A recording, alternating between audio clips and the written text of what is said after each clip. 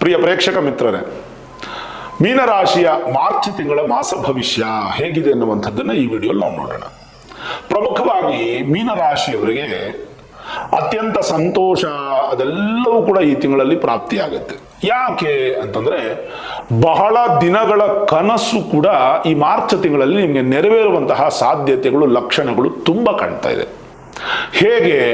ನಿಮ್ಮ ರಾಶಿಯಲ್ಲಿ ಶುಕ್ರ, ಬುಧ, ನಿಮ್ಮ ರಾಶಿಗೆ ಸೂರ್ಯ ಬರ್ತಾನೆ, ನಿಮ್ಮ ರಾಶಿಗೆ ಶನಿ ಬರ್ತಾನೆ, ನಿಮ್ಮ ರಾಶಿಯಿಂದ 3ನೇ ಮನೆಯಲ್ಲಿ ಗುರು ಇದ್ದಾರೆ, 4ನೇ ಮನೆಯಲ್ಲಿ ಕುಜ ಇದ್ದಾರೆ, ನಿಮ್ಮ ರಾಶಿಯಲ್ಲೇ ವಿಶೇಷವಾಗಿ ರಾಹು ಇದ್ದಾರೆ, 7ನೇ ಮನೆಯಲ್ಲಿ ಕೇತು ಇದ್ದಾರೆ.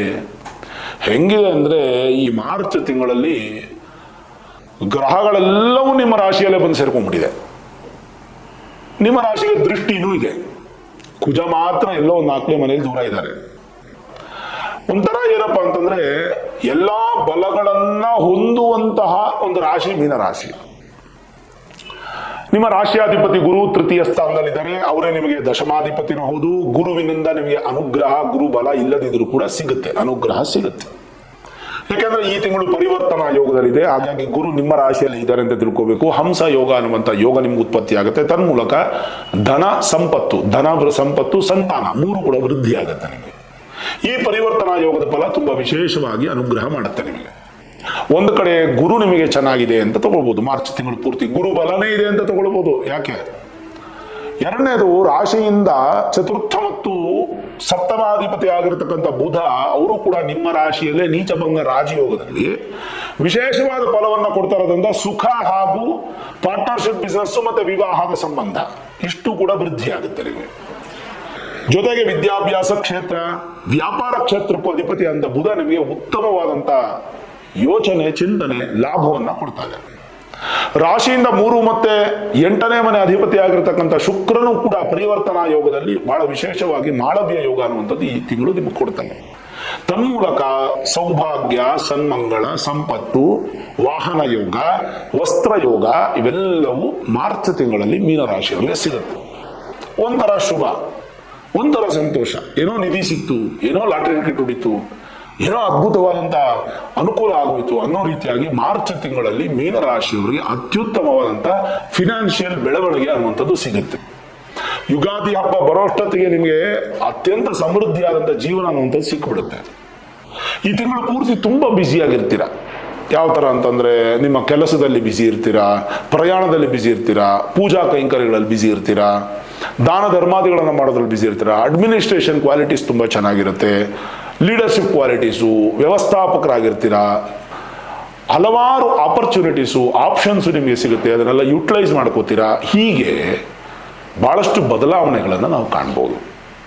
ಆ ಬದಲಾವಣೆಗಳಲ್ಲಿ ಮುಖ್ಯವಾಗಿ ನಮಗೆ ಬಲವನ್ನು ಕೊಡುವಂತಹದ್ದು ನಿಮಗೆ ಗ್ರಹಗಳು. ಇದಲ್ಲದೆ 6ನೇ ಮನೆ ಅಧಿಪತಿ ಆದಂತಹ ಸೂರ್ಯ, ಋಣ ರೋಗ ಶತ್ರು ಸ್ಥಾನಕ್ಕೆ ಅಧಿಪತಿ ಅಂತ ಸೂರ್ಯ 12ನೇ ಮನೆಯಲ್ಲಿದ್ದಾರೆ.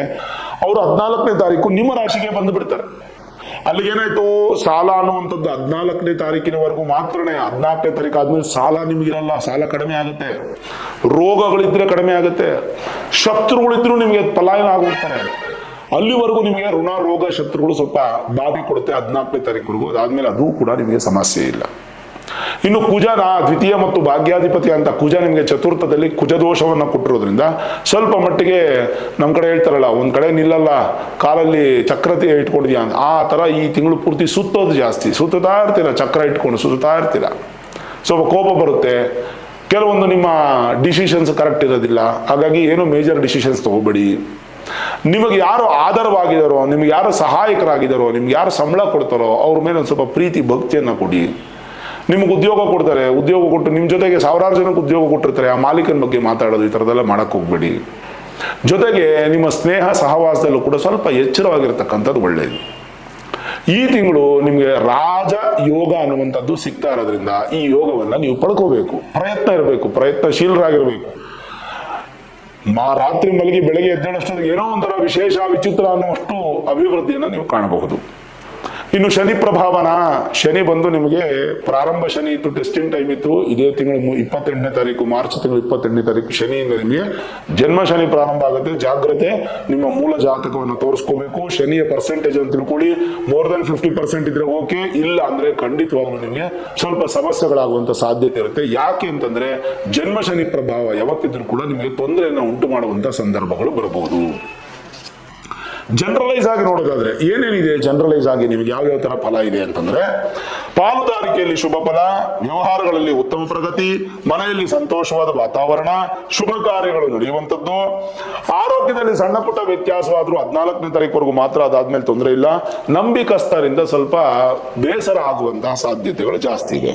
ಸ್ತ್ರೀ ಸೌಖ್ಯ, ಸಂತಾನ ಅಪೇಕ್ಷಿತ ದಂಪತಿಗಳಿಗೆ ಶುಭ ಫಲ, ಮತ್ತೆ ಉತ್ತಮ ಫಲವನ್ನ ಅಪೇಕ್ಷೆ ಪಡುವಂತಹ ಮಾಸ ಆಗುತ್ತೆ. ಕುಟುಂಬ ಸದಸ್ಯರು ಪ್ರಯಾಣವನ್ನ ಮಾಡ್ತೀರಾ, ದರ್ಶನವನ್ನ ಮಾಡ್ತೀರಾ, ಕ್ಷೇತ್ರಗಳಿಗೆ ಹೋಗಿ ಬರ್ತೀರಾ, ಷೇರು ವ್ಯವಹಾರದಲ್ಲಿ ಶುಭ ಫಲ, ವಸ್ತ್ರ ದಾನವನ್ನು ಮಾಡುವುದರಲ್ಲಿ ಈ ತಿಂಗಳು ನಿಮಗೆ ಹೆಚ್ಚು ಸಂತೋಷ ಆಗುತ್ತೆ. ಮನಸ್ಸಿಗೆ ಬಲ ವೃದ್ಧಿ ಆಗುತ್ತೆ. ಸಹೋದರಿಯರ ಪ್ರೀತಿಗೆ ನೀವು ಪಾತ್ರರಾಗ್ತೀರಾ. ನೆರೆಹೊರೆಯವರು ಕೂಡ ನಿಮಗೆ ತುಂಬಾ ಸಪೋರ್ಟ್ ಅನ್ನ ಮಾಡ್ತಾರೆ. ಚೈತನ್ಯ ಶಕ್ತಿ ತುಂಬಾ ಜಾಸ್ತಿ ಇರುತ್ತೆ. ಬೇಜವಾಬ್ದಾರಿ ಮಾತ್ರ ಮಾಡಕ್ ಹೋಗ್ಬೇಡಿ, ಆಲಸ್ಯ ಮಾಡಕ್ ಹೋಗ್ಬೇಡಿ, ತುಂಬಾ ಮುಖ್ಯವಾದಂತ ವಿಚಾರ. ಇನ್ನು ಚರ ಮತ್ತು ಸ್ಥಿರ ಆಸ್ತಿಗಳನ್ನು ಖರೀದಿ ಮಾಡುವಂತಹ ಆಲೋಚನೆ, ಸ್ಥಾನ ಪಲ್ಲಟ ಆಗುವಂತಹ ಸಾಧ್ಯತೆಗಳು ನಿಮಗೆ ಕಾಣ್ತಿದೆ. ಸ್ವಲ್ಪ ನಿಮ್ಮ ಮಾತಿನ ಶೈಲಿಯಲ್ಲಿ ಬದಲಾವಣೆಗಳು ಕಾಣುತ್ತೆ. ರಾಜಸತ್ವ ತಾಮಸತ್ವ ಬರುತ್ತೆ, ಸಾತ್ವಿಕ ಬದಲಾವಣೆ ಇರಲ್ಲ ನಿಮಗೆ. ಅಧಿಕ ತಿರುಗಾಟ ಇರುತ್ತೆ, ಸ್ವಲ್ಪ ಖರ್ಚು ಜಾಸ್ತಿ ಆಗುತ್ತೆ. ಇದರಿಂದ ಸ್ವಲ್ಪ ನಿಮ್ಮ ಬಗ್ಗೆ ಅಪಪ್ರಚಾರ ಇದೆಲ್ಲ ಮಾಡುವಂತ ಸಾಧ್ಯತೆಗಳು ಇರುತ್ತೆ. ವ್ಯಾಪಾರ ವ್ಯವಹಾರ ಉದ್ಯೋಗಗಳಲ್ಲಿ ಮಾತ್ರ ನಿಮ್ಗೆ ಏನೂ ತೊಂದರೆ ಇಲ್ಲ. ಪರೀಕ್ಷಾರ್ಥಿ ವಿದ್ಯಾರ್ಥಿಗಳಿಗಾಗ್ಲಿ, ರೈತರಿಗಾಗ್ಲಿ, ರಿಯಲ್ ಎಸ್ಟೇಟ್ ಬಿಸ್ನೆಸ್ ಮಾಡೋರಿಗಾಗ್ಲಿ, ವಾಹನ ಮಾಲೀಕರು ಚಾಲಕರಿಗಾಗ್ಲಿ ಏನು ತೊಂದರೆ ಏನಿಲ್ಲ. IT-BT ಸಾಫ್ಟ್ವೇರ್ ಉದ್ಯೋಗದವರು ಕೂಡ ತುಂಬಾ ಚೆನ್ನಾಗಿದೆ, ಏನು ಭಯಪಡೋ ಅವಶ್ಯಕತೆ ಇಲ್ಲ. ಪುಣ್ಯಕ್ಷೇತ್ರಕ್ಕೆ ಹೋಗೋಕ್ಕೂ ಮುಂಚೆ ಸ್ವಲ್ಪ ಯೋಚನೆ ಮಾಡಿ ವ್ಯವಸ್ಥೆಗಳೆಲ್ಲ ಸಿದ್ಧತೆ ಮಾಡ್ಕೊಂಡು ಹೋಗಿ ಬನ್ನಿ, ಅದು ನಿಮಗೆ ಬಹಳ ಒಳ್ಳೆಯದು. ನಿಮ್ಮ ಕರ್ತವ್ಯಗಳನ್ನು ಪರಿಪೂರ್ಣವಾಗಿ ನಿಭಾಯಿಸ್ತೀರಾ. ಜೀವನದಲ್ಲಿ ಸಂತೋಷ ಅನ್ನುವಂಥದ್ದು ಈ ತಿಂಗಳಲ್ಲಿ ಖಂಡಿತವಾಗ್ಲೂ ಕಾಣುತ್ತೆ. ಹಲವು ತೊಡಕುಗಳು ನಿಮಗೆ ಬಂದರೂ ಕೂಡ ಅದನ್ನೆಲ್ಲ ಬ್ಯಾಲೆನ್ಸ್ ಮಾಡಿಕೊಂಡು ಹತೋಟಿ ತಂದ್ಕೊಂಡು ನೀವು ಸಕ್ಸಸ್ ಅನ್ನ ಆಗ್ತೀರಾ. ಕೆಲಸ ಕಾರ್ಯಗಳಲ್ಲಿ ಜಯತ್ವ ಪ್ರಾಪ್ತಿ ಇದೆ. ಮತ್ತೆ ವಯಸ್ಕರಿಗೆ ಈ ತಿಂಗಳು ವಿವಾಹದ ವಿಚಾರದಲ್ಲಿ ಜಯಪ್ರಾಪ್ತಿ, ಕುಟುಂಬದಲ್ಲಿ ಸಂತೋಷದ ವಾತಾವರಣ ಅನ್ನುವಂಥದ್ದು ಸೃಷ್ಟಿಯಾಗುತ್ತೆ. ಯಾವುದೇ ತರದ ಭಯ ಪಡೋ ಅವಶ್ಯಕತೆ ಇಲ್ಲ. ಇದು ಜನರಲೈಸ್ ವಿಚಾರ. ನೋಡಿ, ಶ್ಲೋಕ ಹೇಳುತ್ತೆ, ಪ್ರಥಮೇ ರವಿಜೆ ವಿಷವನ್ಹಿತ ಸ್ತತನೈರ್ಯುತ ಕೃತಬಂಧವದಃ ಪರದೇಶಮಪೇತ್ಯ ಸಹೃದವನೋ ವಿಮುಖರ್ತ ಸ್ಥೋ ಮುಖ ವಿ ನತಃ ಅನ್ನುವಂಥ ಶ್ಲೋಕ. ನೋಡಿ, ಈಗ ನಿಮ್ಮ ಮೀನ ರಾಶಿಯಲ್ಲಿ ರಾಹು ಇದ್ದಾರೆ, ಶುಕ್ರ ಇದ್ದಾರೆ, ಬುಧ ಇದ್ದಾರೆ, ಸೂರ್ಯ ಬರ್ತಾರೆ, ಶನಿ ಬರ್ತಾರೆ. 5 ಗ್ರಹಗಳು ಬಂದು ಸೇರುತ್ತೆ. ಈ ಮಧ್ಯೆ 1-2.5 ದಿನ ಚಂದ್ರನು ಬಂದು ಬಿಡ್ತಾರೆ. ಒಟ್ಟು ಷಟ್ ಗ್ರಹ ಯೋಗ, 6 ಗ್ರಹಗಳ ಯೋಗ ಅನ್ನುವಂಥದ್ದು ನಿಮ್ಮ ಒಂದು ವಿಶೇಷವಾಗಿ ಈ ಸಂದರ್ಭಕ್ಕೆ ಬರುತ್ತೆ.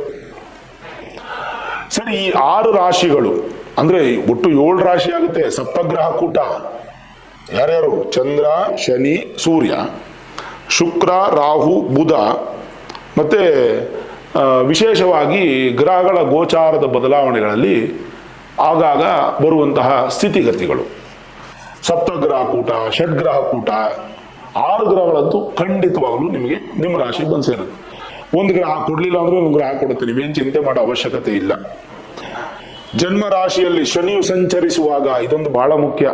ನಾನು ಈಗಾಗಲೇ ಹೇಳ್ತಿದ್ದೆ, ಸುಮಾರು 2-3 ತಿಂಗಳಿಂದ ಹೇಳ್ತಾ ಇದ್ದೀನಿ, ಶನಿಯ ಪ್ರಭಾವದಲ್ಲಿದ್ದೀರಾ, 7.5 ಮೀನ ರಾಶಿಯವರು. ಈಗ ಮಾರ್ಚ್ 28ನೇ ತಾರೀಕು ಶನಿ ನಿಮ್ಮ ರಾಶಿಗೆ ಬಂದು ಜನ್ಮ ಶನಿ ಪ್ರಾರಂಭ ಆಗುತ್ತೆ. 2.5 ವರ್ಷ ಪ್ರಾಬ್ಲಮ್ಸ್. ಫಸ್ಟ್ 2.5 ವರ್ಷ ಟೆಸ್ಟಿಂಗ್ ಟೈಮ್, ಇವಾಗ ಪ್ರಾಬ್ಲಮ್ಸ್. ಮುಂದಕ್ಕೆ 2.5 ವರ್ಷ ಆದ್ಮೇಲೆ ಸೊಲ್ಯೂಷನ್ಸ್. ಅಂದ್ರೆ ಪ್ರಾಬ್ಲಮ್ಸ್ಗೆ ನೀವು ಕಾಲಿಡ್ತಾ ಇದ್ದೀರಾ ಮೀನ ರಾಶಿಯವರು.